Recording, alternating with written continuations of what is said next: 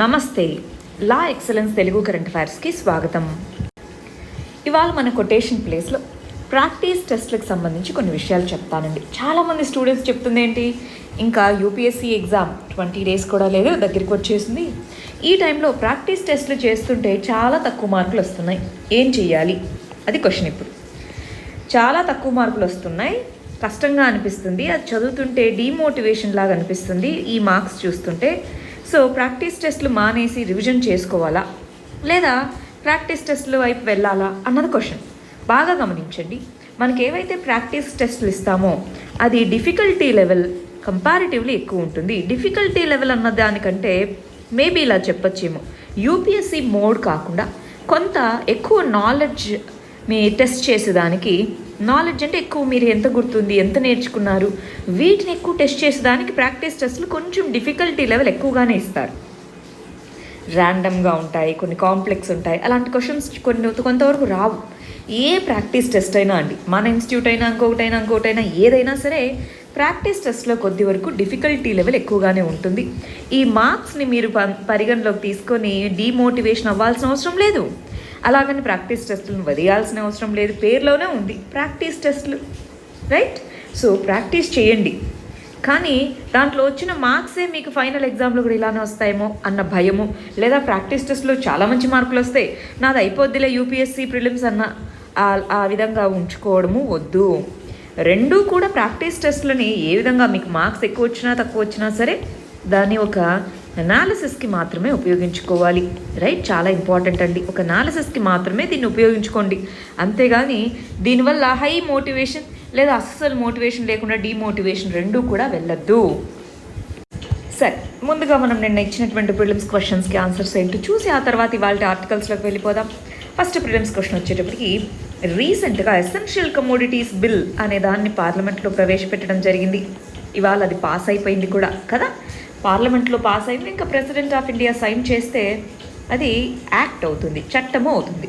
దానికి సంబంధించి 2 స్టేట్మెంట్స్ ఇచ్చి ఆ రెండిట్లో ఏది కరెక్టో చూడండి అంటున్నారు. ఫస్ట్ చూడండి, సిరియల్స్, ఆయిల్ సీడ్స్, వీటిని ఎసెన్షియల్ కమోడిటీస్ లిస్ట్ నుంచి తీసేశారు ఈ బిల్ కింద అన్నారు. అవునా కాదా? ఎస్, మనం నిన్న వీటి గురించి డీటెయిల్గా చదువుకున్నాం, జాగ్రత్తగా చూడాలి. నెక్స్ట్, ఎసెన్షియల్ కమోడిటీస్ రెగ్యులేషన్ అనేటటువంటిది కన్కరెంట్ లిస్ట్లో ఉంది అంటున్నారు. అవునా? ఎసెన్షియల్ కమోడిటీస్ అనేవి కన్కరెంట్ లిస్టా లేదా స్టేట్ లిస్టా లేదా సెంట్రల్ లిస్టా? చెప్పండి మరి, కన్కరెంట్ లిస్టా కాదా? మనకి 33 ఎంట్రీ నెంబర్ 33 అంటే అగ్రికల్చర్ అనేటటువంటిదేమో స్టేట్ లిస్ట్, వాటి యొక్క ట్రేడ్ అండ్ ఇంటర్ స్టేట్ ఏదైతే ఎసెన్షియల్ కమోడిటీస్ రెగ్యులేషన్ ఉంటుందో అది కన్కరెంట్ లిస్ట్ కిందకే వస్తుంది. సో అందుకే చట్టం చేయగలిగింది, లేకపోతే చేయగలిగేది కాదు. సో అందువల్ల రెండోది కూడా కరెక్టే, కాబట్టి ఆన్సర్ సి 1, 2. రెండోది చూడండి, ఫినాన్స్ కమిషన్కి సంబంధించి 3 స్టేట్మెంట్స్ ఇచ్చాము, ఆ మూడిట్లో ఏది కరెక్టో చెప్పమంటున్నారు. ఇది net tax and non tax income రెండింటినీ సెంటర్ నుంచి స్టేట్స్కి మరి ట్రాన్స్ఫర్ చేస్తున్నా. అవునా?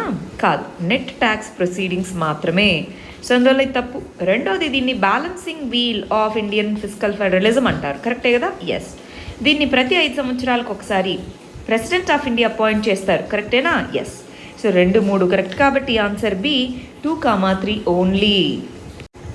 సార్, థర్డ్ క్వశ్చన్ చూడండి, ఈ కంట్రీలో ఏది not a Muslim majority country, దేనికి ఇజ్రాయెల్తో అగ్రిమెంట్ లేనటువంటిది, రీసెంట్గా జరిగిందే, దానికి సంబంధించండి. ఈజిప్ట్, యుఏఈ, బహ్రెయిన్, ఈ 3 ఇజ్రాయెల్తో అగ్రిమెంట్ ఉన్నాయి.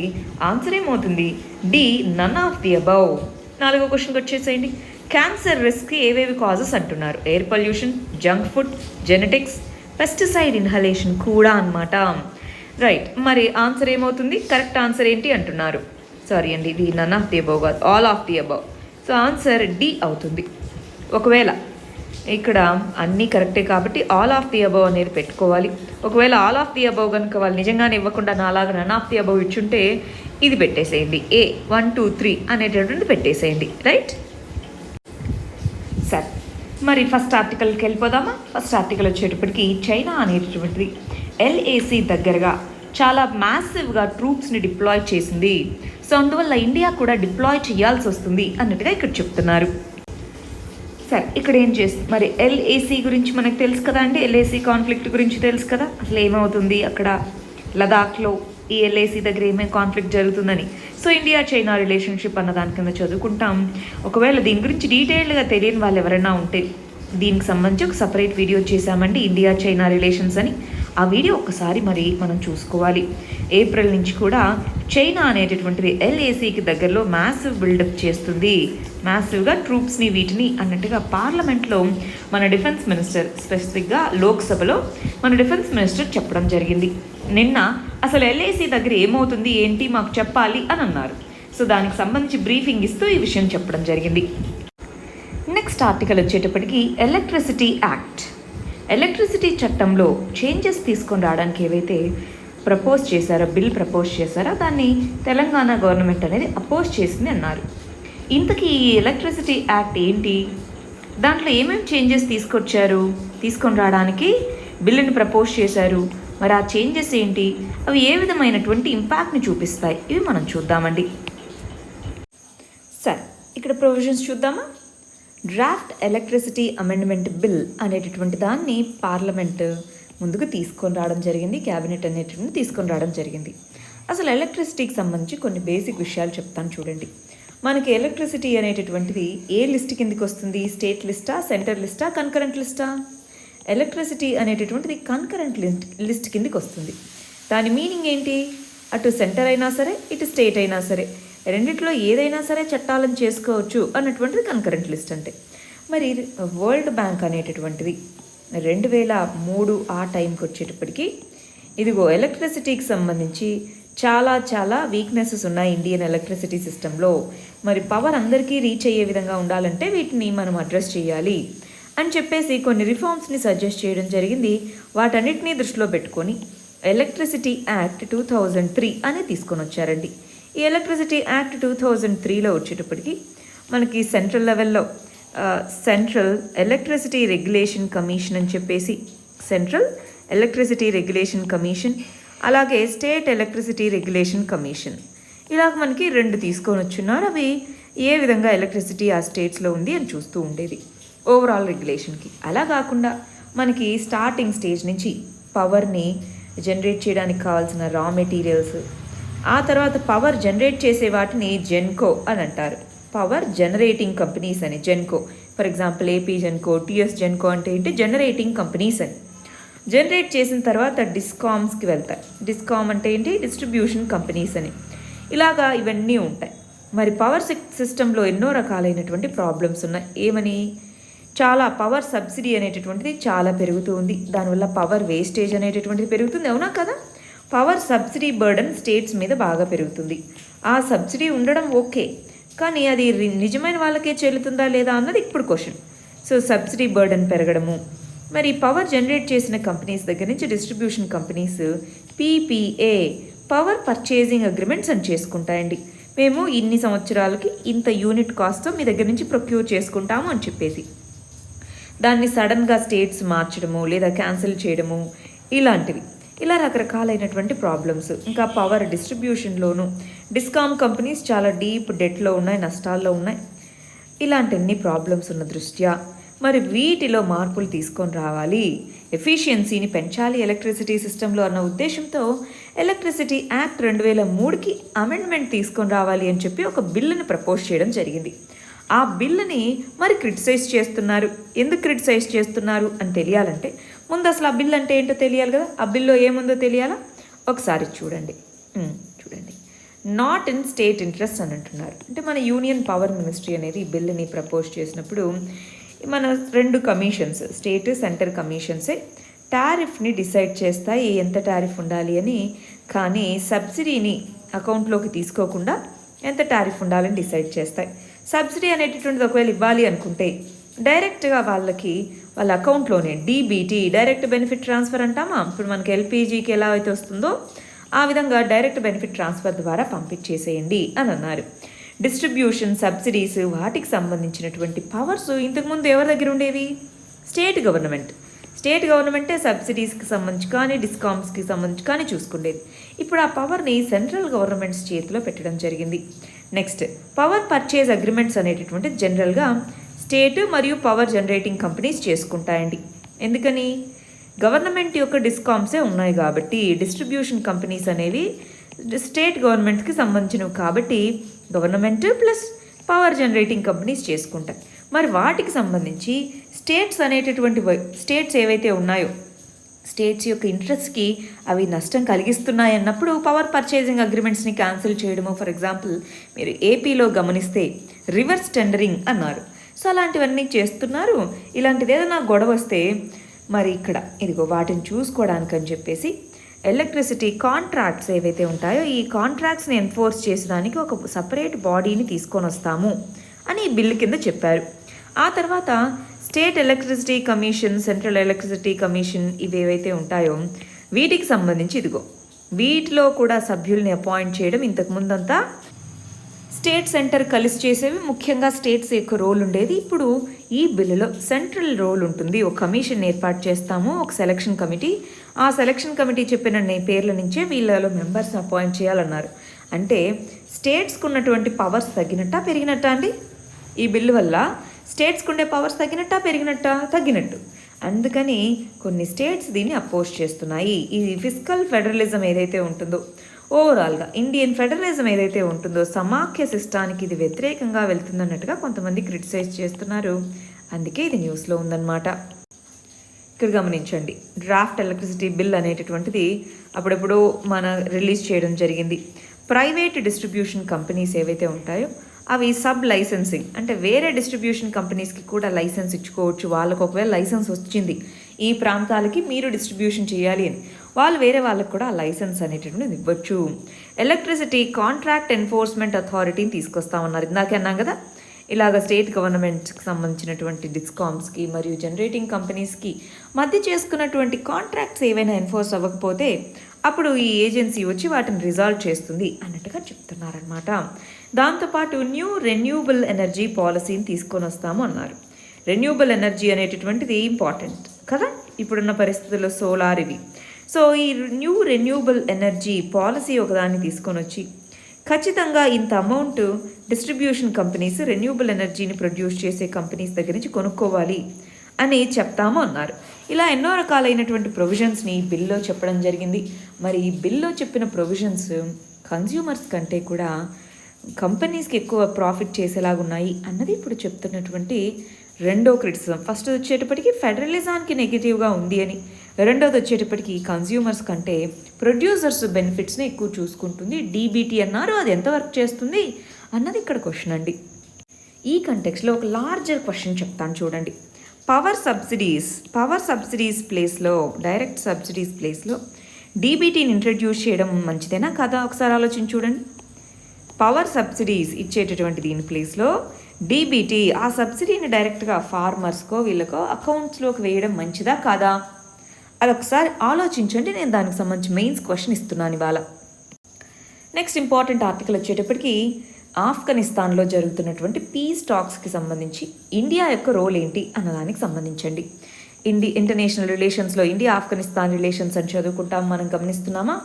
లాస్ట్ కొద్ది సంవత్సరాలుగా ఆఫ్ఘనిస్తాన్లో పరిస్థితి ఎలా ఉందని నిన్న కూడా చదువుకున్నాం. అయితే ఈ ఇయర్ స్టార్టింగ్లో 2020లో దోహా అగ్రిమెంట్ అనేది చేసుకున్నారు. దోహా అనేటటువంటి ప్లేస్లో యుఎస్ఏ మరియు తాలిబన్స్ కలిసి దోహా ఒప్పందానికి వచ్చారనమాట. దాని ప్రకారం తాలిబన్స్ మేము వైలెన్స్ని వదిలేస్తాము అని, యుఎస్ఏ వచ్చేటప్పటికి మేము ఎలాగో దేశాన్ని వదిలేసి వెళ్ళిపోతున్నాము, పీస్ఫుల్ ప్రాసెస్ ఉంటే మాకు కొంచెం బాగుంటుంది అన్నటువంటిది అనమాట. ఈ కంటెక్స్లో ఈ దోహా అగ్రిమెంట్లోనే ఇప్పుడు మీరు యూనిలేటరల్గా కాదు, ఇంట్రా ఆఫ్ఘనిస్తాన్ అంటే ఆఫ్ఘనిస్తాన్లో ఉండేటటువంటి వేరియస్ గ్రూప్స్, అటు గవర్నమెంట్ ఇటు తాలిబన్స్ అందరూ కూడా కలిసి టాక్స్ జరపాలి అని చెప్పి ఇంట్రా ఆఫ్ఘనిస్తాన్ టాక్స్ అనే వాటికి వెళ్ళాలి అని అగ్రిమెంట్లో రాసుకున్నారు. దానికి తగ్గట్టుగానే రీసెంట్గా చర్యలు జరుగుతూ ఉన్నాయన్నమాట, టాక్స్ జరుగుతూ ఉన్నాయి. మరి ఇన్ని సంవత్సరాలలో తాలిబాన్ గవర్నమెంట్ వచ్చిన తర్వాత, యుఎస్ఏ ఇన్వేజన్ ఆఫ్ఘనిస్తాన్లోకి వెళ్ళిన తర్వాత మనం తాలిబన్స్ని రైట్ఫుల్ లీడర్స్గా చూడలేదన్నమాట. సో వాళ్ళని టెర్రరిస్ట్ గ్రూప్గానే చూసాం. ఇంతకుముందు కూడా తాలిబన్స్ అటెండ్ అయ్యే మీటింగ్కి మనం అటెండ్ అవ్వాము అని చెప్పాం. కానీ రీసెంట్గా ఈ పీస్ ప్రాసెస్కి సంబంధించినటువంటి మీటింగ్లో మన యొక్క రిప్రజెంటేటివ్ కూడా వెళ్ళడం జరిగింది అని చెప్తున్నారు. మన ఎక్స్టర్నల్ అఫైర్స్ మినిస్టర్ మాట్లాడడం జరిగింది అని చెప్తున్నారనమాట. ఈ కంటెక్స్లో మరి ఆఫ్ఘనిస్తాన్ పాలసీ ఇండియా మారింది. ఎందుకని ఇప్పుడున్నటువంటి రియలిస్టిక్ సిచ్యువేషన్ మనం చూస్తే, గ్రౌండ్ లెవెల్ సిచ్యువేషన్ చూస్తే ఈ విధంగా ఉంది కాబట్టి అన్ని దేశాలు, ఆఫ్ఘనిస్తాన్ చుట్టూ ఉన్నటువంటి చాలా దేశాలు, చైనా కానివ్వండి, ఇవన్నీ కూడా ఇంపార్టెంట్ రోల్ ప్లే చేస్తున్నప్పుడు మనం మాత్రమే దూరంగా ఉండిపోతే ఆ తర్వాత ఆఫ్ఘనిస్తాన్లో గవర్నమెంట్ ఏర్పడ్డాక మనకు ఆఫ్ఘనిస్తాన్తో డైరెక్ట్ బార్డర్ ఉందండి, కానీ అది ఇప్పుడు పాక్ ఆక్యుపైడ్ కాశ్మీర్లో ఉంది కాబట్టి మనం దాన్ని యాక్సెస్ చేసుకోలేకున్నాము. సో అందువల్ల ఆఫ్ఘనిస్తాన్ మనకు చాలా చాలా ఇంపార్టెంట్ కంట్రీ. దానికోసమే కాదు, సెంట్రల్ ఏషియన్ కంట్రీస్ని వీటన్నిటిని రీచ్ అవ్వాలన్నా అది ఇంపార్టెంట్ కంట్రీ అన్నమాట. సో ఇలాగ తాలిబాన్స్ పీస్ టాక్ ఏదైతే ఉందో దాంట్లో ఇండియా పాల్గొనడం అనేటటువంటిది మంచిది అన్నట్టుగా ఇక్కడ చెప్తున్నారు. యుఎస్ అనేటటువంటిది కూడా ఎస్ మంచిదే, ఇండియా డెసిషన్ మంచిదే అని చెప్తున్నారు. నెక్స్ట్ ఆర్టికల్ వచ్చేటప్పటికి గవర్నాన్స్ కింద చదువుకుంటామండి. ట్రైన్ 18 మొన్న చదువుకున్నాం, అవునా? సో మొన్న అంటే మనకి ఏ రోజు వస్తుంది? 13th రోజు, 13th and 14th వీడియోలో మనం దీని గురించి చదువుకున్నాం. ట్రైన్ 18 అనేటటువంటి దానికి సంబంధించి సెంట్రల్ విజిలెన్స్ కమిషన్ అనేటటువంటిది మినిస్ట్రీ ఆఫ్ రైల్వేస్కి చెప్పడం జరిగింది. ఇదిగో ఎవరైతే దీన్ని తయారు చేయడం జరిగిందో, ఏది ట్రైన్ 18 వందే భారత్ ఎక్స్ప్రెస్ అని కూడా పిలుస్తామన్నమాట. ట్రైన్ 18 అని ఎందుకు పేరు వచ్చింది? 18 నెలల్లో డెవలప్ చేశాం కాబట్టి దీన్నే వందే భారత్ ఎక్స్ప్రెస్ అని అంటాము. సో వాళ్ళ మీద ఏవైతే కరప్షన్ అలిగేషన్స్ కానీ ఇవన్నీ ఉన్నాయో వాటిని తీసేసేయండి అన్నట్టుగా చెప్పడం జరిగింది. మన ఇండియా యొక్క first semi high speed train అండి, ఇండిజినస్గా డెవలప్ చేసినటువంటి ఫస్ట్ హై స్పీడ్ కాదు ఇది, సెమీ స్పీడ్ ట్రైన్. అందువల్ల ఇది మనకి చాలా చాలా ఇంపార్టెంట్ అన్నమాట. సో దీనికి సంబంధించి సివిసి అనేటటువంటిది టాప్ అఫీషియల్స్ మీద యాక్షన్ తీసుకోవాలన్నట్టుగా ఇంతకుముందు కేసెస్ ఉండేవి, వాటిని డ్రాప్ చేయాలి అన్నట్టుగా చెప్పడం జరిగిందనమాట. ఇక్కడ మనం గమనించి చూడాలండి, లాస్ట్ వీడియోలో కూడా మనం చదువుకున్నప్పుడు ఏమనుకున్నాము, అటు ఎలక్ట్రికల్ డిపార్ట్మెంట్కి ఇటు మెకానికల్ డిపార్ట్మెంట్కి ఉన్నటువంటి గొడవ వల్ల ఈ ప్రాజెక్ట్ అనేటటువంటి దాంట్లో కొన్ని ప్రాబ్లమ్స్ రావడంతో ఆపేశారు. మరి అలా ఉండకూడదు. ఈ విధంగా ఏదైతే డిపార్ట్మెంటలైజేషన్ ఉందో ఆ డిపార్ట్మెంటలైజేషన్ని తగ్గించాలి, అదేనా మనం మొన్న అనుకుంది. సో అదే ఇక్కడ కూడా అన్నమాట, డిపార్ట్మెంటలైజేషన్ని తగ్గించాలి. సో ఇక్కడ ఉన్నటువంటి అఫీషియల్స్ మీద డిసిప్లినరీ యాక్షన్ తీసుకోవాలి, ఇలా ఉన్నాయి. సో వాటిని తీసేయండి, అక్కడ ఏం ప్రాబ్లం లేదు అన్నట్టుగా చెప్పారనమాట. నెక్స్ట్ ఆర్టికల్ వచ్చేటప్పటికి ఎకానమీ కింద చదువుకుంటాం. రీసెంట్గా ఏవియేషన్ సెక్టార్, పౌర విమానయాన రంగం అంటాం, దానికి సంబంధించి రెగ్యులేషన్లో చేంజెస్ తీసుకొని వచ్చేందుకు గాను ఎయిర్ క్రాఫ్ట్ బిల్ అనేటటువంటిది లోక్సభలోను రాజ్యసభలోను రెండిట్లో పాస్ అవ్వడం జరిగిందనమాట. ఈ కంటెక్స్లో అసలు ఈ ఎయిర్ క్రాఫ్ట్ బిల్ 2020 ఏం చెప్తుంది, దానికి సంబంధించి రీసెంట్గా వచ్చినటువంటి చేంజెస్ ఏంటి, ఇవి మనం తెలుసుకుందామండి. రీసెంట్ చేంజెస్ ఏంటి, ఎందుకు తీసుకొని వచ్చాము, దాంట్లో ఇంపార్టెంట్ స్టాట్యూటరీ బాడీస్ అవి ఏమేమి ఉన్నాయని ప్రిలిమ్స్ పాయింట్ ఆఫ్ వ్యూలో దీన్ని చదువుకుందాం. ఫస్ట్ ఇక్కడ గమనించండి, పార్లమెంట్ అనేటటువంటిది ఎయిర్ క్రాఫ్ట్ అమెండ్మెంట్ బిల్ అనేటటువంటి దాన్ని పాస్ చేయడం జరిగిందని చెప్తున్నారు. ఎయిర్ క్రాఫ్ట్ అమెండ్మెంట్ బిల్ అనేటటువంటిది దేనికి మార్పులు తీసుకొని వస్తుందండి, ఎయిర్ క్రాఫ్ట్ చట్టము 1934 దీనికి అమెండ్మెంట్ తీసుకొని వచ్చిందనమాట. ఈ చట్టం అనేటటువంటి దేన్ని రెగ్యులేట్ చేస్తుంది, manufacture, possession, use, sale, import, export అన్నీ, సివిల్ ఏవియేషన్కి సంబంధించి, దాని రిలేటెడ్ లైసెన్స్కి సంబంధించి, ఏరోడోమ్స్కి సంబంధించి అన్నిటికీ సంబంధించి కంప్లీట్ రెగ్యులేషన్ దీని కిందే ఉంటుందన్నమాట. ఈ బిల్లో స్పెసిఫిక్గా ఏమేమి జరిగాయి, ఏమేమి మార్పులు వచ్చాయి అని మనం చూస్తే, directorate general of civil aviation DGCA అంటాం, దానికి bureau of civil aviation security మరియు aircraft accident investigation bureau, ఈ పేర్లు మీరు వినే ఉంటారు అవునా. కాజీకోడ్లో టేబుల్ టాప్ ఎయిర్పోర్ట్, సో ఇక్కడ యాక్సిడెంట్ జరిగినప్పుడు ఈ 3 పేర్లు వినిపించాయి. సో ఆ మూడిటికి స్టాట్యూటరీ స్టేటస్ అనేటటువంటిది ఇవ్వడం జరిగిందనమాట. DGCA అనేటటువంటిది రెగ్యులేటరీ ఫంక్షన్, ఈ bureau of civil aviation security అనేటటువంటిది ఓవరాల్గా సెక్యూరిటీ ఇష్యూస్ ఎలా ఉన్నాయని చూసుకుంటూ ఉంటుంది. Aircraft accident investigation authority investigations చేపడుతూ ఉంటుంది. సో ఇవి ఎందుకు వీటికి స్టాట్యూటరీ స్టేటస్ ఇచ్చాము, మనకి ఇంటర్నేషనల్ సివిల్ ఏవియేషన్ ఆర్గనైజేషన్ అనేది ఉందండి. అది ఓవరాల్గా ఏవియేషన్లో సేఫ్టీ ఎలా ఉండాలి ఏంటి దాని అంతటికీ సంబంధించి మరి ర్యాంకింగ్స్ ఇవి ఇస్తూ ఉంటుందన్నమాట. దాంట్లో ఇండియా అనేది బెటర్గా పర్ఫామ్ చేయట్లేదు, దాన్ని ఇంప్రూవైజ్ చేయడం కోసం దీనికి ఈ విధంగా ఇవ్వడం జరిగింది. ఏవైనా ఇండస్ట్రీకి సంబంధించి ఎయిర్ క్రాఫ్ట్ రూల్స్ని కనుక వీటిని వైలేట్ చేస్తే 10 లక్షల నుంచి 1 కోటి రూపాయల వరకు చూడండి హెవీ ఫైన్ అనేటటువంటిది వేస్తున్నారు. హెవీ ఫైన్ అనేటటువంటిది వేస్తాము అని చెప్పారు. సెంట్రల్ గవర్నమెంట్ అనేటటువంటిది ఈ పర్టికులర్ చట్టంలో చెప్పిన ఏ ప్రొవిజన్స్ అయినా, ఏ ఎయిర్ క్రాఫ్ట్ దీనికి సంబంధించిన పర్సన్ అయినా వాళ్ళు పాటించకపోయినా వాళ్ళ లైసెన్స్నే క్యాన్సిల్ చేయడము, వాళ్ళకి ఏదైతే సర్టిఫికేట్ ఆఫ్ అప్రూవల్స్ ఇవన్నిటినీ క్యాన్సిల్ చేయడం జరుగుతుంది అని చెప్తున్నారన్నమాట. అయితే ఇక్కడ మనం గమనించాలండి, నేవీ, మిలిటరీ, ఎయిర్ ఫోర్స్కి సంబంధించిన దీని కిందకి రావు, తెలుసు కదా. సివిల్ ఏవియేషన్ మాత్రమే దీని కిందకి వస్తుంది. మరి ఈ చట్టం అనేటటువంటిది రెగ్యులేషన్స్, రూల్స్ని పాటించే విధంగా, ఎందుకంటే హెఫ్టీ ఫైన్స్ ఇవన్నీ ఉన్నాయి కాబట్టి, సో రెగ్యులేషన్స్ని పాటించే విధంగా, సేఫ్టీ అనేటటువంటిది ఇంకొంచెం కఠినతరంగా దాని మీద ఫోకస్ చేసే విధంగా, ఎఫిషియన్సీని పెంచే విధంగా ఎయిర్లైన్స్లో ఇది ముందుకు తీసుకెళ్తుందన్న ఉద్దేశంతో ఈ బిల్లుని ప్రవేశపెట్టడం జరిగిందనమాట. ఈ 3 ఇంపార్టెంట్ బాడీస్ గురించి తెలుసుకుంటారా? ఇక్కడ ఉంది కదా, ఒకసారి చూడండి, ఇక్కడ ఉన్నాయి. నెక్స్ట్ ఇంపార్టెంట్ ఆర్టికల్ వచ్చేటప్పటికి పాలిటీలో చదువుకుంటాం. రీసెంట్గా యాక్టర్ సూర్య, సో ఈ పర్సన్ మీద కంటెంప్ట్ ఆఫ్ కోర్టు కేసు వేయాలి అన్నట్టుగా ఒక సుప్రీంకోర్టుకు సంబంధించినటువంటి జడ్జి మనకి సజెస్ట్ చేయడం జరిగిందనమాట. సో ఇక్కడ ఏమవుతుంది ఇంతకీ, ఈ పర్సన్ నీట్ ఎగ్జామ్ ఏదైతే జరిగిందో, ఇప్పుడు జడ్జెసే ఈ కరోనా వైరస్ ఉందని చెప్పి భయపడి ఆన్లైన్లో కేసులు అని చెప్పేసి, లేదా కోర్టులు అనేవి సరిగా నడవట్లేదు. అలాంటి జడ్జెస్ ఎలాగ స్టూడెంట్స్ ఖచ్చితంగా వెళ్ళి ఎగ్జామ్ రాయాలని వాళ్ళు ఎలా చెప్తారు? స్టూడెంట్స్ ప్రాణాలు కూడా ఇంపార్టెంటే కదా అన్న ఉద్దేశంతో ఒక ట్వీట్ని రాసి ఒక చిన్న పోస్ట్ చేశారనమాట. అంటే ఇది జ్యుడిషియరీని క్రిటిసైజ్ చేసేలాగా ఉంది కదా అని చెప్పి ఆ పర్సన్ని కంటెంప్ట్ ఆఫ్ కోర్టు ధిక్కరణ నేరం అనే దాని కింద పనిష్ చేయాలన్నారు. కానీ మనకు తెలిసే ఉంటుంది, రీసెంట్గానే ప్రశాంత్ భూషణ్ కేసు చాలా కాంట్రవర్సీ అయింది, గుర్తుంది కదా. ఫ్రీడమ్ ఆఫ్ స్పీచ్ అన్నాము, కంటెంప్ట్ ఆఫ్ కోర్టుకు సంబంధించి ఒక సపరేట్ వీడియో లాస్ట్ వీకే మనం చేయడం జరిగింది, గుర్తుంది కదా. ప్రశాంత్ భూషణ్ 1 రూపీ ఫైన్ కట్టారు. దీనికి సంబంధించి గిల్టీగా అతన్ని సుప్రీంకోర్టు తీర్మానించడం జరిగిందనమాట. ఎలా పడితే అలాగ కంటెంప్ట్ ఆఫ్ కోర్ట్ అనేటటువంటిది చేస్తే ఏమవుతుందండి, కొన్ని రోజులు జ్యుడిషియరీ మీద ఉన్నటువంటి ట్రస్ట్ కానివ్వండి, జ్యుడిషియరీ మీద ఉన్న కాన్ఫిడెన్స్ కానివ్వండి, పోదా అండి. రీసెంట్గా మీరు ఏపీకి సంబంధించినటువంటి హైకోర్టు చూసుంటారు. ఇవాళ ఏపీ హైకోర్టు ఏమని తీర్మానం ఇచ్చింది, సో ఇదిగో మేము చెప్పేంత వరకు ఎఫ్ఐఆర్ కానీ వీటి కొన్ని ల్యాండ్ ఇష్యూకి సంబంధించినవి సో ఏవి పబ్లిక్ చేయకూడదు అంది. అంటే అబ్జల్యూట్ పవర్ అనేటటువంటిది జ్యుడిషియరీకి ఇవ్వలేదు కాన్స్టిట్యూషన్లో.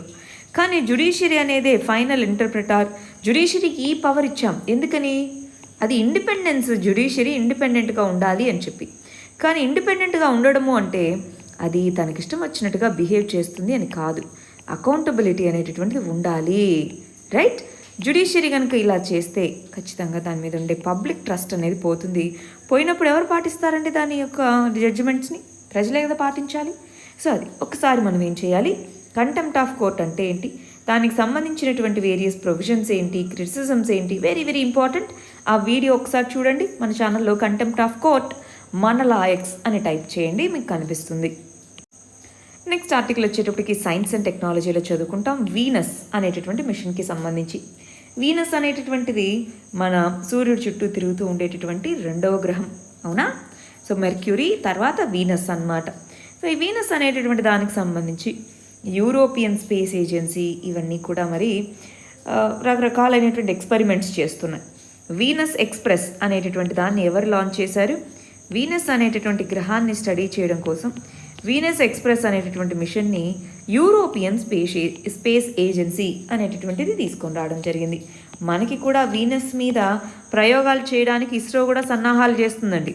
So European space agency already Venus express అనేటటువంటి దాన్ని తీసుకొని రావడం జరిగింది.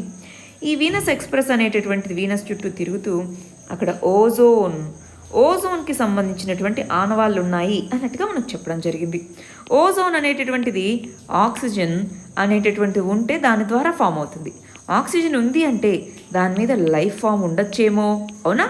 సో ఇలాంటి ఎన్నో రకాలైనటువంటి కొత్త సైంటిఫిక్ వీటి కోసం ఇది ఉపయోగపడుతుంది.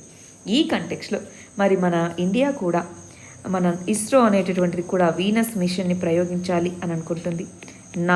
నాసా కూడా వీనస్కి సంబంధించిన మిషన్ కోసం వెయిట్ చేస్తూ ఉందన్నమాట.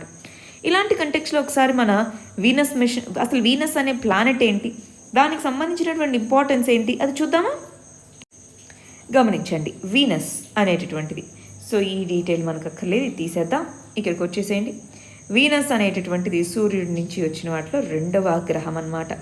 వీనస్ అనేటటువంటిది మనకి మార్నింగ్ టైంలోను ఈవినింగ్ టైంలోనూ కనిపిస్తూ ఉంటుంది. దీన్ని అర్త్కి ట్విన్ అని కూడా చెప్తుంటారు. ఇది మన భూమికి ట్విన్ సిస్టర్ లాంటిది అని. ఎందుకని? సేమ్ సైజ్ ఉంటుంది కాబట్టి అన్నమాట. కానీ ఇక్కడ ఉన్నటువంటి స్పెసిఫిక్ ఫీచర్ ఏంటి అంటే దాని యొక్క వాతావరణం అనేటటువంటి దాంట్లో CO2 లెవెల్ చాలా ఎక్కువ ఉంటుంది. మన వాతావరణంలో ఎంత అండి?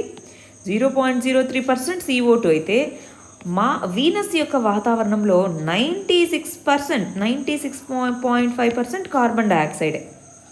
మనకి 0.03 ఉంటేనే ఎంత మనకి అది గ్రీన్ హౌస్ గ్యాసు, దానివల్ల ఎంత మనకి ఈ టెంపరేచర్స్ పెరుగుతున్నాయి కానీ మనం చదువుకుంటున్నాం ఇప్పుడు. మరి 96% ఉందంటే అది మండే గోళంలాగా కనిపిస్తూ ఉంటుందన్నమాట. సో అందుకనే 96% CO2 ఉండడం వల్ల అది మనకి రెడ్ కలర్లో కనిపిస్తూ ఉంటుంది, రైట్? దాని మీద ఉండేటటువంటి ఎయిర్ ప్రెషర్ మనకంటే చాలా ఎక్కువగా ఉంటుంది. విండ్స్ కూడా చాలా స్పీడ్గా బ్లో అవుతూ ఉంటాయన్నమాట. ఇది వీనస్కి సంబంధించి రెండో ప్లానెట్. దాన్ని అర్త్కి సిస్టర్ లాగా అని చెప్తారు. ఇదిగో చూడండి, సైజులో చూస్తే కొంచెమే చిన్నది, బట్ ఓవరాల్గా రెండు కూడా సిమిలర్ సైజ్ని కలిగి ఉంటాయి అన్న విషయం గుర్తుపెట్టుకోవాలి. గ్రావిటేషనల్ ఫోర్స్ వచ్చేటప్పటికి అర్త్తో పోలిస్తే కొంచెం తక్కువ, 0.9 ఆఫ్ ఎర్త్ అంటున్నారు. కొంచెం తక్కువ సైజులో కూడా ఎర్త్తో పోలిస్తే కొంచెం తక్కువ, బట్ ఓవరాల్గా అర్త్ లాంటి ఫీచర్స్ ఉన్నాయి. O3 అనేది కనుగొనడం అనేటటువంటిది అసలు అక్కడ ఉండేటటువంటి జీవరాశి ఎలాంటిది ఏంటి, వీటిని కనుగొనడానికి మనకు ఉపయోగపడుతుందండి. మన ఇస్రో కూడా శుక్రయాన్ అనేటటువంటి మిషన్ని ప్రయోగించాలన్నది ప్లాన్లో ఉంది. బట్ ఈ ఇయర్ అయితే కాదు, నెక్స్ట్ వచ్చే సంవత్సరాల్లో శుక్రయాన్ వీనస్ మిషన్ని ప్రయోగించాలన్నది టార్గెట్ ఉందన్నమాట. నెక్స్ట్ ఆర్టికల్ చూడండి, సోషల్ జస్టిస్ కింద చదువుకుంటాం. డిఫరెంట్లీ ఏబుల్డ్ పీపుల్, వాళ్ళకి సంబంధించినటువంటి రైట్స్. ఇక్కడ ఎప్పుడూ కూడా గమనించాలి, రైట్స్ అంటే ఏంటి ఇంతకీ. మనము జనరల్గా రిజర్వేషన్స్ కానివ్వండి, లేదా ఏదైనా వెల్ఫేర్ స్కీమ్స్ కానివ్వండి, ఇలాంటి వాటిని దేనిగా చూస్తూ ఉంటాం? గవర్నమెంట్ ప్రజలకు ఇచ్చేటటువంటి బెనిఫిట్స్గా చూస్తూ ఉంటాం. కానీ గవర్నమెంట్ ప్రజలకు ఇచ్చే బెనిఫిట్స్ కావండి అవి. గవర్నమెంట్ ప్రజలకు ఇచ్చేటటువంటివి అవి తీసుకునేదానికి హక్కు ఉంది కాబట్టే. సో అది ప్రజల యొక్క రైట్స్. సో ఆ విధంగానే డిఫరెంట్లీ ఏబుల్డ్, దివ్యాంగులు అంటాం, వాళ్ళకు సంబంధించి కూడా ఎన్నో రకాలైనటువంటి ప్రాబ్లమ్స్ని ఫేస్ చేస్తున్నారు. గవర్నమెంట్ అనేటటువంటిది ఏంటి? అందరికీ ఈక్వల్ ఆపర్చునిటీ కల్పించాలి. ఫర్ ఎగ్జాంపుల్, ఒక పర్సన్ పొట్టిగా ఉన్నారు, ఒక పర్సన్ పొడుగ్గా ఉన్నారు, ఇంకో పర్సన్ ఇంకా పొడుగ్గా ఉన్నారు. సో ముగ్గురికి కూడా ఏం చేయాలి? ఈక్వల్ స్టాండింగ్ ఉండేలాగా ఆపర్చునిటీ కల్పించాలి. అంటే ఇతనికి ఇదిగో ఇంత హైట్ మీద నువ్వు నిలబడుకోనైనా నీకు ఈక్వల్ ఆపర్చునిటీ ఉంటుంది అన్నట్టుగా చెప్పడం అన్నమాట. అంటే ఈక్వల్ ఆపర్చునిటీ ఉండాలి, ఈక్వల్ ట్రీట్మెంట్ అని కూడా కాదు, ఈక్వల్ ఆపర్చునిటీ కల్పించడం కోసం చర్యలు చేపడతారు. సో అదేదో బెనిఫిట్ చేస్తుంది, అదేదో గవర్నమెంట్ ఏదో ఏమంటారు దానం చేస్తుంది, అలా కాదు. అది ప్రజల యొక్క హక్కుగా పరిగణించాలి. సేమ్ ఇక్కడ కూడా అంతే. ఈ డిజబిలిటీస్తో సఫర్ అవుతున్న వాళ్ళని, డిఫరెంట్లీ ఏబుల్డ్ పీపుల్ని ఫుల్ ఇంక్లూజన్, సొసైటీలో ఫుల్ ఇంక్లూజన్ ఉండాలి. మీకు హెలెన్ కెల్లర్, సో ఆవిడ స్టోరీ తెలుసా? ఒకసారి చదివి చూడండి. అంటే ఎప్పుడూ కూడా మనము సొసైటీ అనేది మనుషుల్ని డిఫరెంట్లీ ఏబుల్డ్ అని, డిజేబుల్డ్ అని ఇలా చూస్తాం. ఒక్కటి ఏదైనా తక్కువ ఉంది అంటే ఇంకొక స్కిల్ ఖచ్చితంగా ఉంటుంది. సో అందరికీ కూడా ఆపర్చునిటీ ఉండేలాగా చూసుకోవడం పోయి మనము జాలితో చూడడము, లేదా వీళ్ళు ఇంతే అన్నట్టుగా చూడడము, ఇది కరెక్ట్ కాదు. ఇంక్లూజన్, సొసైటీలో ఇంక్లూడ్ అవ్వగలగాలి. వాళ్ళకు తగ్గట్టుగా మనము ఇన్ఫ్రాస్ట్రక్చర్ కానివ్వండి, పాలసీస్ కానివ్వండి ఉండాలి అని చెప్తున్నారండి. దీనికి సంబంధించి ఒక ఇంపార్టెంట్ చట్టం అనేటటువంటిది ఉంది. ఆ చట్టం పేరే persons with disabilities act. Rights of persons with disabilities చట్టము 2016 అనేది తీసుకొని వచ్చాము. దాంట్లో ఇంతకుముందు 7 డిజబిలిటీస్ని గుర్తించేవాళ్ళు, ఇప్పుడు 21 డిజబిలిటీస్ని గుర్తిస్తున్నారు. Speech and language disability, specific learning డిజబిలిటీని ఫస్ట్ టైం యాడ్ చేయడం జరిగింది. యాసిడ్ అటాక్ విక్టిమ్స్ని కూడా డిజబిలిటీస్ దీని కింద గుర్తించడం జరిగింది. రైట్ టు ఫ్రీ ఎడ్యుకేషన్ని 6 నుంచి 18 సంవత్సరాల వాళ్ళకి, దివ్యాంగులకి కల్పిస్తాము అన్నారు. 4% సీట్స్ అనేవి హైయర్ ఎడ్యుకేషనల్ ఇన్స్టిట్యూషన్స్లో కనిపిస్తాము అని. పర్సన్స్ విత్ డిజబిలిటీస్ వీళ్ళ మీద ఏవైనా క్రైమ్స్ కనుక చేస్తే పెనాలిటీస్ చాలా సివియర్గా ఉండేలాగా ఈ చట్టంలో మార్పులు తీసుకొని రావడం జరిగింది. ఇంపార్టెంట్, ఇక్కడ గమనిస్తున్నారు కదా. దీనికి సంబంధించి సుగమ్య భారత్ అంటే ఇప్పుడు ర్యాంప్స్ ఉండాలి, ఇప్పుడు స్టెప్స్ ఉన్నాయండి, ఎలా వెళ్తారు? సో అలాంటి వాటికి సంబంధించి సుగమ్య భారత్, దీన్నే యాక్సెసిబుల్ ఇండియా క్యాంపెయిన్ అంటారు. సో దీన్ని ఇంప్లిమెంట్ చేయడము, ఈ చట్టాలు తీసుకొని రావడము, ఇవన్నీ కూడా గవర్నమెంట్ అనేటటువంటిది disabilities or differently abled people empowerment కోసం తీసుకొని రాబడినటువంటివి. వీటన్నిటితో పాటు ముందు మారాల్సింది మన బుద్ధి, మన యాటిట్యూడ్ మారాలి ఫస్ట్. సో అప్పుడే ఏవైనా కానీ సాధ్యమవుతాయి. నెక్స్ట్ ఆర్టికల్ వచ్చేటప్పటికి ఎకానమీకి సంబంధించింది, ఎకనామిక్ క్రైసిస్ అన్నదానికి సంబంధించినటువంటిది అనమాట. రైట్, మనకి ఎకనామిక్ క్రైసిస్ అనేటటువంటిది రీసెంట్గా మనం చూస్తే 23.9% వరకు జీడిపి Q1లో గ్రోత్ తగ్గిపోయిందని చెప్పారు.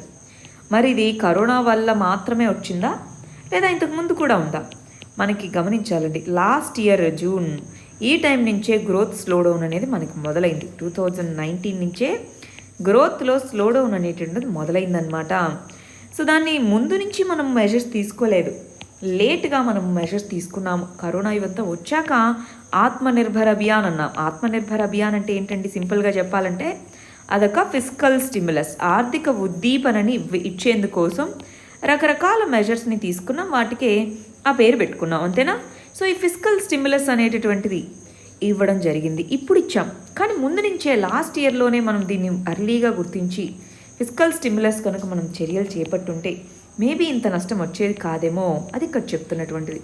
తర్వాత అగ్రికల్చర్ సెక్టార్ మాత్రమే ఎకానమీని పైకి నెట్టుకొని వస్తుంది అన్నటువంటిది కరెక్ట్ కాదు. ఎందుకంటే ఓవరాల్ జీడిపికి అగ్రికల్చరల్ కాంట్రిబ్యూషన్ 14% మాత్రమే. మరి అలాంటప్పుడు ఓన్లీ అగ్రికల్చర్ సెక్టార్ బాగా పర్ఫామ్ చేసి మిగిలిన రెండు పడిపోతే మరి ఎకానమీ ముందుకెళ్ళగలదా? లేదు. ఆ విషయం మనం గమనించాలి, అదే ఇక్కడ చెప్తున్నటువంటిది. ఇక్కడ మనం ఫిస్కల్ స్టిమ్యులస్ అంటే ఏంటి అన్న పదం నేర్చుకుంటే చాలు. ఫిస్కల్ స్టిమ్యులస్ అంటే ఏంటి? గవర్నమెంట్ స్పెండింగ్ పెంచితే దానికి తగ్గట్టుగా డిమాండ్ పెరుగుతుంది, దానికి తగ్గట్టుగా ప్రొడక్షన్ పెరుగుతుంది, అప్పుడు జీడిపి పెరుగుతుంది. దాన్నే ఫిస్కల్ స్టిమ్యులస్ అంటాం, ఆర్థిక ఉద్దీపన అని అంటాం తెలుగులో. నెక్స్ట్ ఆర్టికల్ వచ్చేటప్పటికి పాలిటీలో చదువుకుంటాం, పార్లమెంటరీ స్టాండింగ్ కమిటీస్ అనేటటువంటి కాన్సెప్ట్. రీసెంట్గా ఏమన్నారు? పార్లమెంటరీ స్టాండింగ్ కమిటీస్లో department related parliamentary standing committees అనేటటువంటి వాటిలో వాటి యొక్క టైంని పెంచాలి. 1 సంవత్సర కాలమే ఉంటుంది ఒక్కొక్క కమిటీలో ఉన్న సభ్యులకి. ఆ 1 సంవత్సర కాలంని 2 సంవత్సరాలకి పెంచాలి అని అంటున్నారు. సో అసలు ఇంతకీ పార్లమెంటరీ స్టాండింగ్ కమిటీస్ అంటే ఏంటి? ఒక్కొక్క డిపార్ట్మెంట్కి స్పెసిఫిక్గా ఒక్కొక్క డిపార్ట్మెంట్ అంటే గవర్నమెంట్లో పార్ట్, మరి దానికి సంబంధించి అసలు ఏ విధంగా అవి పనిచేస్తున్నాయి ఏంటి, దానికి సంబంధించిన బిల్స్ని వీటిని అనలైజ్ చేయడానికి వాటి కోసం అని చెప్పేసి department related parliamentary standing committees అనేవి ఉన్నాయండి. దీన్ని 2 చట్టసభల నుంచి, సెంట్రల్ లెవెల్లో అయితే లోక్సభ, రాజ్యసభ 2 చట్టసభల నుంచి మెంబర్స్ని దీంట్లోకి తీసుకుంటారు. అయితే 1 సంవత్సర కాలం పరిమితి ఉండడంతో అసలు ఆ డిపార్ట్మెంట్ గురించి, ఆ మినిస్ట్రీ గురించి వాళ్ళు అర్థం చేసుకొని అసలు అది ఎలా ఫంక్షన్ చేస్తుంది ఏంటి అని చూసేలోపు మళ్ళీ నెక్స్ట్ ఇయర్కి వాళ్ళు ఉండట్లేదు, మెంబర్స్గా వేరే కమిటీకి వెళ్ళిపోతున్నారు. అంటే 1 ఇయర్ కాలం టైం పీరియడ్ అనేటటువంటి చాలా షార్ట్గా ఉంది. మరి ఈ కంటెక్స్లో ఎక్స్పీరియన్స్ పెరిగి దాంట్లో గ్రిప్ తెచ్చుకోవడానికి 2 ఇయర్స్ అయినా పెంచాలి. అందుకోసం మన రాజ్యసభ మన వైస్ ప్రెసిడెంట్ లేదా రాజ్యసభ చైర్మన్ లోక్సభ స్పీకర్తో మాట్లాడి నిర్ణయం తీసుకుంటామన్నారు. సో దీన్ని షార్ట్ నుంచి కనీసం 2 ఇయర్స్ 3 ఇయర్స్కి పెంచాలి అంటున్నారనమాట. మరి అసలు దీని ఇంపార్టెన్స్ ఏంటో, దీనికి సంబంధించి ప్రిలిమ్స్ పాయింట్ ఆఫ్ వ్యూ ఎలా క్వశ్చన్స్ అడగచ్చో చూద్దామా? ఫస్ట్ ఇక్కడ గమనించండి, పార్లమెంటరీ కమిటీస్ అనేటటువంటివి మనకి రకరకాల కమిటీస్ ఉన్నాయండి. వాటిలో డిపార్ట్మెంటల్ స్టాండింగ్ కమిటీస్ అనేటటువంటివి ఇంపార్టెంట్ అనమాట. దీంట్లో ఎస్టిమేట్స్, ఫినాన్స్కి సంబంధించి ఎస్టిమేట్స్ కమిటీ అని, పబ్లిక్ అకౌంట్స్ కమిటీ అని, పిఎస్యూస్, కమిటీ ఆన్ పిఎస్యూస్ ఇలా ఉన్నాయండి. ఇవి కాకుండా డిపార్ట్మెంటల్ స్టాండింగ్ కమిటీ అనేది ఉంది. ఈ టేబుల్లో నేను ఓన్లీ డిపార్ట్మెంటల్ స్టాండింగ్ కమిటీస్ని ఎక్స్ప్లెయిన్ చేస్తాను, మీరు మిగిలిన 3 కమిటీస్ని చూసుకోండి. ఇది 1993లో లోక్సభ రూల్స్ ప్రకారం దీన్ని ఏర్పాటు చేయడం జరిగింది. 31 మంది సభ్యులు ఉంటారు. వాళ్ళలో 21 మంది లోక్సభ నుంచి, 10 మంది రాజ్యసభ నుంచి మెంబర్స్ని ఆ రెస్పెక్టివ్ ప్రిసైడింగ్ ఆఫీసర్ అంటే ఎవరు? ప్రిసైడింగ్ ఆఫీసర్ అంటే ఇటు స్పీకర్ లోక్సభలో, అటు చైర్మన్ రాజ్యసభలో, వాళ్ళు లోక్సభ నుంచి 21 మందిని, రాజ్యసభ నుంచి 10 మందిని తీసుకొని ఈ కమిటీలో నియమిస్తారనమాట. మరి వాళ్ళ యొక్క బాధ్యతలు ఏంటి? బిల్స్ కానీ, డిమాండ్ ఫర్ గ్రాంట్స్ కానీ ఏవైనా సరే ఆ మినిస్ట్రీకి సంబంధించి వాటిని చూడడము, ఫైనాన్షియల్ అకౌంటబిలిటీ ఏ విధంగా ఉంది అన్నది చూడడము. ఇవి పార్లమెంటరీ స్టాండింగ్ కమిటీస్. ఎందుకంటే అండి, పార్లమెంట్ మొత్తం కూర్చొని ఒకటేసారి అందరూ ప్రతి విషయాన్ని డిస్కస్ చేయలేరు. అందుకని ఇది ఒక స్పెషలైజ్డ్ బాడీగా మనకి ఇది ఉంటుంది. దాంతో వీళ్ళంతా అనాలిసిస్ చేసి జిస్ట్ని మాత్రమే తీసుకెళ్ళి పార్లమెంట్ ముందు పెడతారు. అప్పుడు డెసిషన్ మేకింగ్ ఈజీ అవుతుంది అన్న ఉద్దేశంతో పార్లమెంటరీ స్టాండింగ్ కమిటీస్ని తీసుకొని వచ్చామండి. సపోర్టివ్ ఆఫీసర్ అనేటటువంటి వ్యక్తి సపోర్టివ్ ఆఫీసర్ లేరు. మన పాలసీలో ఇన్వాల్వ్ అవుతారంటే లేదు. వాళ్ళు తీసుకున్న పాలసీస్ని ఇదిగో ఈ రిపోర్టు, ఈ గవర్నమెంటు, ఈ మినిస్ట్రీ ఇన్ని తీసుకుంది చర్యలు అని చెప్తారు. మీరు గమనించాలి, ఏ కమిటీలో కూడా మినిస్టర్ మెంబర్గా ఉండడానికి లేదు. పార్లమెంటరీ స్టాండింగ్ కమిటీస్ కానీ వీటన్నిటిలోనూ ఓన్లీ ఎంపీస్ మాత్రమే. ఎవరైతే ఎంపీ మినిస్టర్ కాదో ఆ వ్యక్తి మాత్రమే దీంట్లో మెంబర్గా ఉంటారనమాట. ఎందుకంటే ఈ కమిటీ అకౌంటబిలిటీని ఎవరి నుంచి తీసుకుంటుంది? మినిస్టర్స్ నుంచే. అందుకని మినిస్టర్స్ దీంట్లో మెంబర్స్గా ఉండరు. ప్రిలిమ్స్, మెయిన్స్ రెండిట్లో ఇంపార్టెంట్. ఒకసారి 4 కమిటీస్ గురించి చదువుకోండి జాగ్రత్తగా. నెక్స్ట్ ఆర్టికల్ వచ్చేటప్పటికి గవర్నాన్స్లో స్కీమ్స్ అండ్ ప్రోగ్రామ్స్ అన్న దాని కింద చదువుకుంటాం. ప్రధానమంత్రి గరీబ్ కళ్యాణ్ యోజన అనేటటువంటి దాంట్లో Garib Kalyan package insurance scheme health వర్కర్స్కి, ఎవరైతే కోవిడ్-19కి సంబంధించి పనిచేస్తున్నారో వాళ్ళకి సంబంధించి మరి ఈ మంత్ వరకు ఇస్తాము అన్నారు. మార్చ్ 30 నుంచి 90 రోజుల వరకు, అంటే సెప్టెంబర్ మంత్ వరకు ఈ ఇన్సూరెన్స్ స్కీమ్ అనేది వర్తిస్తుంది అన్నారనమాట. ఇది ఒక central sector scheme. Central sector అంటే ఏంటి? కంప్లీట్గా 100% ఫండ్ అనేది సెంట్రల్ నుంచే వస్తుంది. సో 50 లక్షల రూపాయలని హెల్త్ కేర్ ప్రొవైడర్స్కి ప్రొవైడ్ చేస్తాము. ఒకవేళ కోవిడ్-19తో ఉండి వాళ్ళ రిస్క్ ఉండి వాళ్ళు చనిపోతే అని చెప్పారు ఇన్సూరెన్స్. దానికి సంబంధించి ఎవరెవరు దీంట్లో మెంబర్స్ ఉన్నారన్నది important prelims bit. Private hospital staff, retired staff, volunteer, వీళ్ళందరూ కూడా బాగా గమనించండి.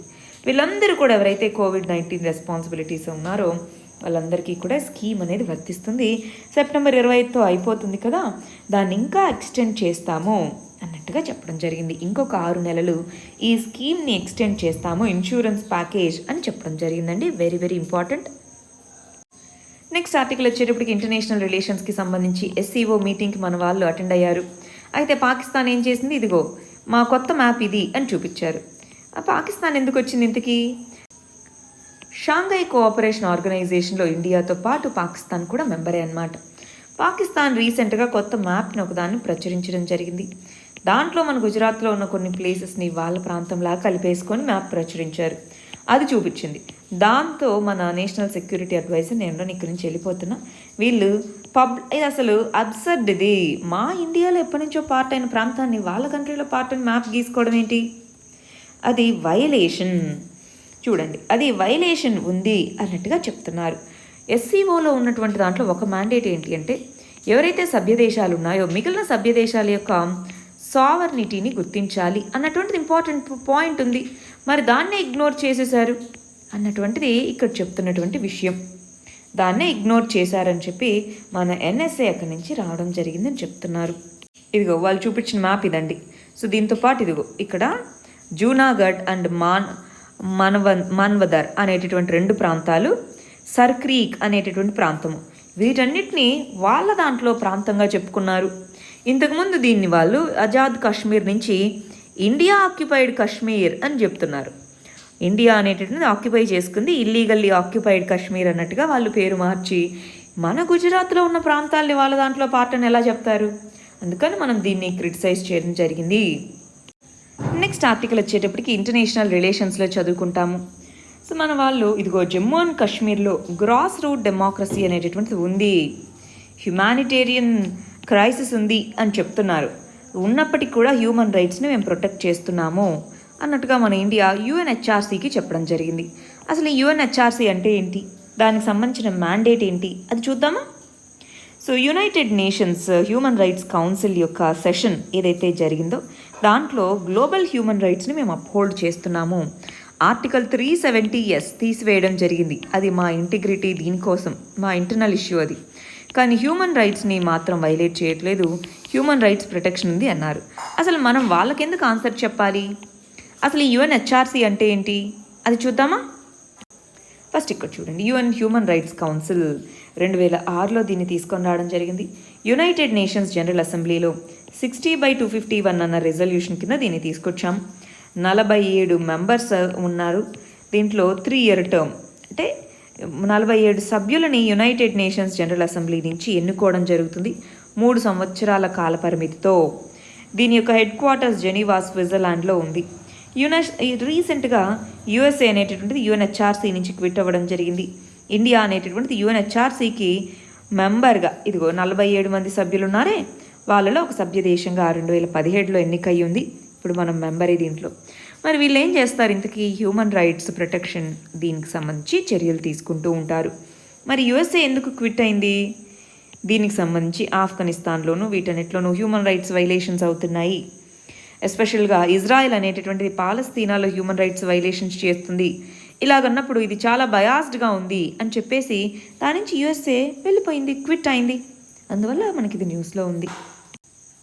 చాలాసార్లు మన జమ్మూ అండ్ కాశ్మీర్కి సంబంధించి కూడా యునైటెడ్ నేషన్స్ ఈ హ్యూమన్ రైట్స్ కౌన్సిల్ వచ్చేటప్పటికి క్రిటిసైజ్ చేయడం జరిగింది. ఇండియాలో హ్యూమన్ రైట్స్ వైలేషన్స్ జరుగుతున్నాయి అన్నట్టుగా. కానీ మనము లేదు, హ్యూమన్ రైట్స్ వైలేషన్స్ లేవు అని చెప్తున్నాము. నెక్స్ట్ ఆర్టికల్ వచ్చేటప్పటికి very very important article. United Arab Emirates, UAE మరియు బహ్రెయిన్, ఇవి రెండు ఇజ్రాయెల్ అనే కంట్రీతో డీల్ చేసుకున్నాయి. వెస్ట్ ఏషియా పీస్ ప్రాజెక్ట్గా కూడా దీన్ని చెప్పడం జరిగింది. మరి అసలు ఇజ్రాయెల్తో ఎందుకు పీస్ ప్రాజెక్ట్ అంటున్నారంటే వాళ్ళకి ఎందుకు ఇంతకుముందు గొడవ? దీనికి సంబంధించి ఇజ్రాయెల్ పాలస్తీన్ కాన్ఫ్లిక్ట్ అనేటటువంటి ఒక వీడియో ఉందండి. ఇజ్రాయెల్ పాలస్తీన్ ఇష్యూ ఏంటి అన్నది మనకు తెలియాలి ఫస్ట్, ఇది అర్థం కావాలంటే. అంటే పాలస్తీన్ అనేటటువంటి టెరిటరీ ఏదైతే ఉందో దాంట్లో ఇజ్రాయేలీలకు సెటిల్ అవ్వడానికి ల్యాండ్ అనేటటువంటిది అప్పట్లో బ్రిటిష్ వాళ్ళు కల్పించడం జరిగింది. ఆ తర్వాత ఇజ్రాయెల్ పెరుగుతూ వెళ్తుంది, పాలస్తీనా మాత్రం దాని యొక్క ల్యాండ్ భూభాగం తగ్గుతూ వెళ్తుంది. దీంతో పాలస్తీనా అనేది ముస్లిం మెజారిటీ కంట్రీ. చాలా ముస్లిం కంట్రీస్ ఇజ్రాయెల్కి వ్యతిరేకంగా ఉంటాయి. కానీ రీసెంట్గా ఇజ్రాయెల్తో డీల్ చేసుకోవడానికి యుఏఈ ముందుకొచ్చింది. ఆ తర్వాత రీసెంట్గా బహ్రెయిన్ రావడం జరిగింది. ఇవి రెండూ కలిసి మరి డీల్ చేసుకున్నాయన్నమాట. మరి అసలు దానివల్ల ఇంపార్టెన్స్ ఏంటి, ఇంపాక్ట్ ఏంటో చూద్దామా? ఇదిగోండి, మ్యాప్లో చూస్తే ఎక్కడెక్కడ ఏమేమి ఉంది. ఇది బహ్రెయిన్ అనే చిన్న ఐలాండ్ దేశం, ఇది యుఏఈ అనే దేశం, ఇది ఇజ్రాయెల్ అనే దేశం. ఇజ్రాయెల్తో ఇంతకుముందే ఈజిప్ట్, జోర్డన్ ఇవి రెండు కూడా సైన్ చేసుకొని ఉన్నాయి. ఇప్పుడు సైన్ చేసినవి బహ్రెయిన్, యుఏఈ. దీనికి సంబంధించి లాస్ట్ వీడియోలో మీకు నేను చాలా నీట్గా అసలు బహ్రెయిన్ అనేటటువంటి కంట్రీ, దానికి సంబంధించినటువంటి జాగ్రఫికల్ లొకేషన్, అది ఎందుకు ఇంపార్టెంట్, ఎందుకని ఇజ్రాయెల్తో డీల్ చేసుకుంది, దానివల్ల 2002లో వచ్చినటువంటి ఇక్కడ ఈ పాలస్తీనాకు సంబంధించి సౌదీ అరేబియా ద్వారా తీసుకొని రాబడినటువంటి ప్లాన్ ఏదైతే ఉందో మరి ఆ ప్లాన్ ఏమవుతుంది, దాంట్లో ఏం ప్రాబ్లమ్స్ వస్తాయి, ఇవన్నీ చూసాం లాస్ట్ వీడియోలో. గుర్తుందా? ఒక్కసారి క్విక్గా దాన్ని రివిజన్ చేసుకునండి, బాగుంటుంది. నెక్స్ట్ ఆర్టికల్ వచ్చేటప్పటికి WTO అన్నటువంటిది, WTO యుఎస్ఏ నువ్వు చైనా మీద ఇల్లీగల్గా చాలా టారిఫ్స్ వేస్తున్నావు అన్నట్టుగా చెప్పడం జరిగింది. దాంతో నువ్వెవరు నాకు చెప్పడానికి, అసలు WTOనే ఒక వేస్ట్ ఆర్గనైజేషన్ అన్నట్టుగా మన ట్రంప్ అడ్మినిస్ట్రేషన్ తిట్టడం జరిగింది. ఆ కంటెక్స్లో ఈ ఆర్టికల్. ఇంటర్నేషనల్ రిలేషన్స్లో చదువుకుంటాం, ఇంటర్నేషనల్ ఆర్గనైజేషన్స్ అన్న దాంట్లో అసలు WTO అంటే ఏంటో మనం తెలుసుకుందాం. రెండోది టారిఫ్ అంటే ఏంటి? ఒక కంట్రీ నుంచి గూడ్స్ కానీ సర్వీసెస్ కానీ వెళ్తున్నప్పుడు, ఈ కంట్రీ నుంచి ఇంకో కంట్రీకి వెళ్తున్నప్పుడు ఈ కంట్రీలో ఇంపోజ్ చేసేటటువంటి అమౌంట్నే, పర్సంటేజ్ ఆఫ్ ట్యాక్స్నే మనం టారిఫ్ అని అంటాము.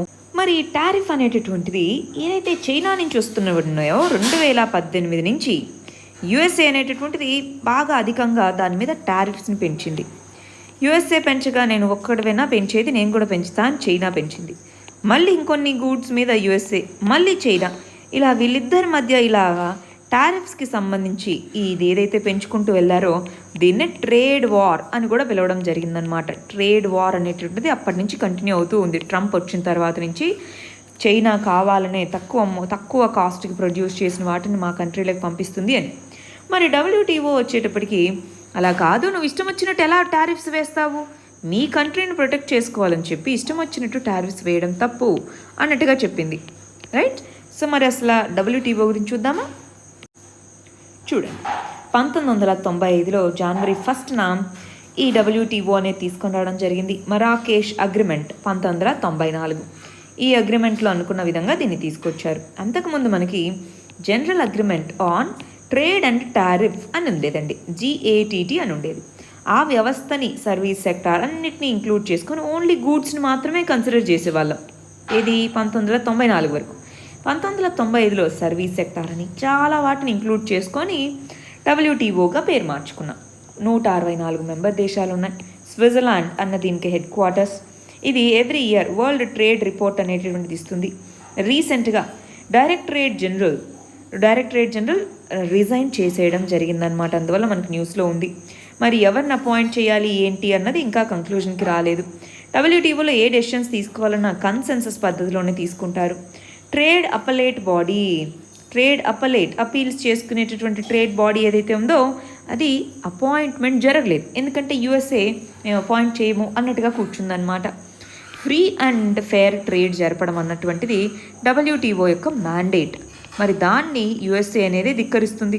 అప్పుడు చెప్పింది, ఇదిగో USA అందరూ కూడా WTO అగ్రిమెంట్ కింద ఏమన్నారు, మల్టీలేటరల్ ట్రేడింగ్ సిస్టమ్ని పెంపొందిస్తాము అన్నారు.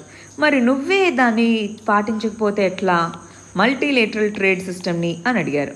లేదు, మీరు చైనాకి ఫేవర్గా ఉన్నారు అన్నట్టుగా క్రిటిసైజ్ చేస్తూ అలాగేమీ లేదు అన్నట్టుగా USA చెప్పడం జరిగిందనమాట. USA అన్నిటి నుంచి నేను క్విట్ అవుతా అంటుంది. WHO నుంచి వెళ్ళిపోతా ఉంది, ఇందాక UNHRC నుంచి వెళ్ళిపోయింది. సో ఇలాగ అన్నిటి నుంచి వెళ్ళిపోతే ఎవరు బాస్ అవుతారు?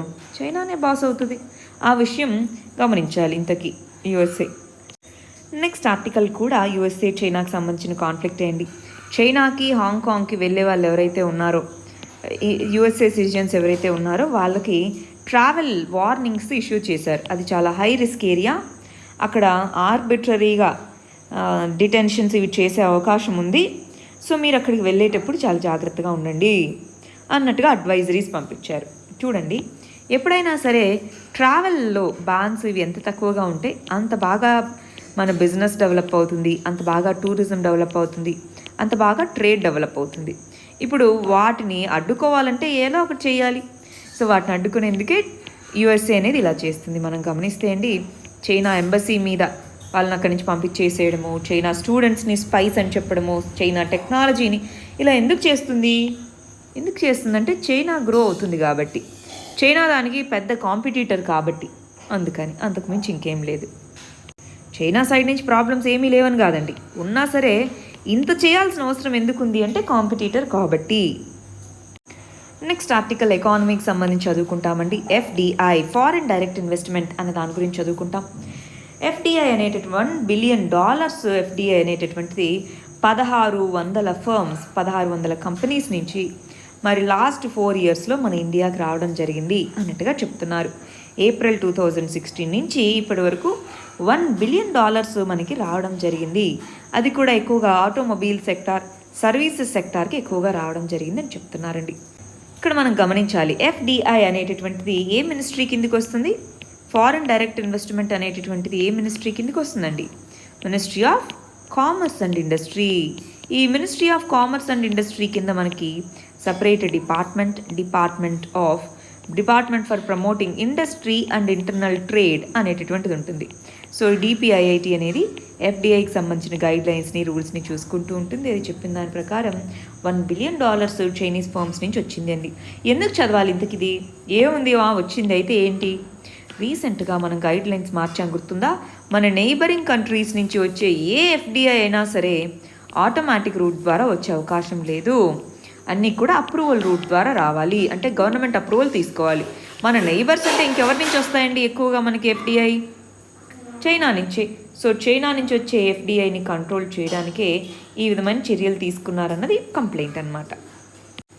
సరే, అవి మరి మన ఆర్టికల్స్. నిన్న ఇచ్చిన మన మెయిన్స్ క్వశ్చన్ కాన్సెప్ట్ చూద్దామా?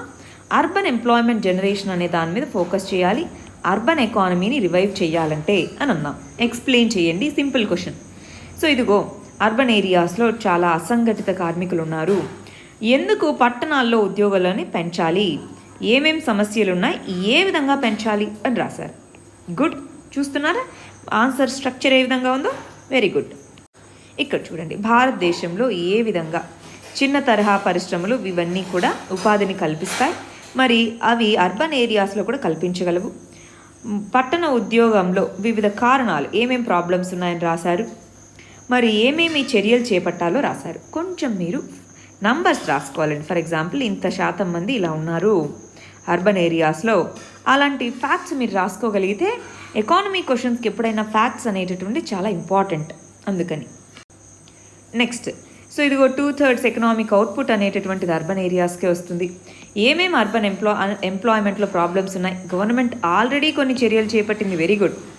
అయినా వే ఫార్వర్డ్ అంటే ఇంకా కొన్ని ఫర్దర్గా ఏమేమి చర్యలు చేపట్టాలి అని, వెరీ గుడ్ అండి, చాలా బాగా రాశారు. నెక్స్ట్, అర్బన్ ఏరియాస్లో ఎంప్లాయ్మెంట్ అన్ఎంప్లాయ్మెంట్ ఏ విధంగా ఉంది, అసలు అర్బన్ ఎకానమీ మీద ఎందుకు ఫోకస్ చేయాలి, ఏమేమి చర్యలు చేపట్టాలి. స్పెసిఫిక్గా మీరు ఎంప్లాయ్మెంట్ అనే పాయింట్ మీద ఫోకస్ చేయండి అండి, అర్బన్ ఎంప్లాయ్మెంట్ మీద ఫోకస్ చేయండి, సరేనా. ఓవరాల్ అర్బన్ ఎకానమీ అన్న దానికంటే అర్బన్ ఎంప్లాయ్మెంట్లో ఏం ప్రాబ్లమ్స్, ఏం మెజర్స్ అని రాయండి. మరి ఇది ఇవాళ మన మెయిన్స్ క్వశ్చన్ అండి. ఇవాళ మరి నేను ప్రిలిమ్స్ క్వశ్చన్స్ ఇవ్వట్లేదు, రేపటి నుంచి ప్రిలిమ్స్ క్వశ్చన్స్ కూడా యాజ్ యూజువల్గా చూసుకుంటూ వెళ్దాం. All the very best. Thank you very much.